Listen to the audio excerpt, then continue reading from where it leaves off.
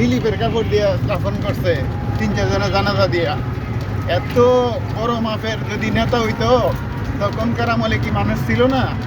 আমরা ছিলাম না তখনকার আমলে? কি বাংলাদেশের লোক ছিল না? তারা তো আরো মিষ্টি বিতরণ করছে, তারা খুশি, তারা স্বাভাবিক চলাফেরা করছে। কিভাবে চলাফেরা করে একজন মানুষ? বদলুল হুদারে হ্যাঁ আপনার নিজে জবাই করছে কি হাসিনা, ওনারা দেখার লাগে হাজার হাজার লক্ষ লক্ষ মানুষ দলা হয়েছে। ওনার জনপ্রিয়তা আর ওনার জনপ্রিয়তা কিরকম মনে করেন?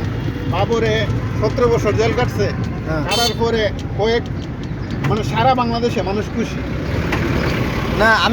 আমি যেটা বলতেছিলাম যে আপনি এই দেশে কিভাবে শান্তি আসবে? শান্তি- মনে করেন যে হাসিনার ছেলেও চোর, খালেদার ছেলেও চোর, তাই না? খালেদা ছেলে তো মামলা আছে, তো স্বীকার করে কিছু তাহলে এই চোর, আবার এই যে মামুনুল হক, সে তো আর এক লুচ্চা চোর, তাই না? তো আপনি কিভাবে আপনি করবেন, মানে কারে আপনি নেতা বানাবেন? এখন তো বিশ্বাস করার মতো অবস্থা নাই। এই জন্যই তো বলা হইতেছে যে এই যে মিজানুর রহমান আজারি কইছিল না, এক দল গেছে আরেক দল খাওয়ার জন্য রেডি।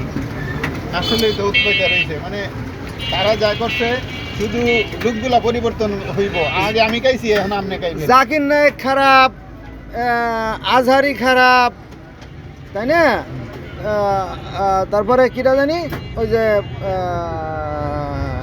ওর নাম কি, আমির হামজা খারাপ।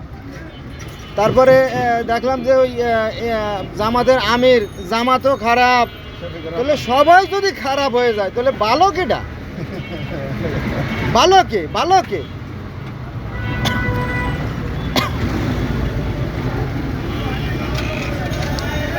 দেখেন যে এই যে কোর্ট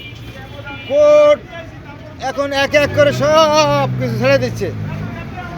আবার এর আগে হাসিনা যখন ক্ষমতা এলো, তখন তারা আবার হাসিনার আবার সমস্ত 150-200 মামলা থেকে খালাস করে দিচ্ছে, তাই না? এগুলো তো গুড়ায় গলত তো। বাইরে রেখে দেন, আমি ছেড়ে দিলে যাই, আমি তো সদরঘাট যাবো।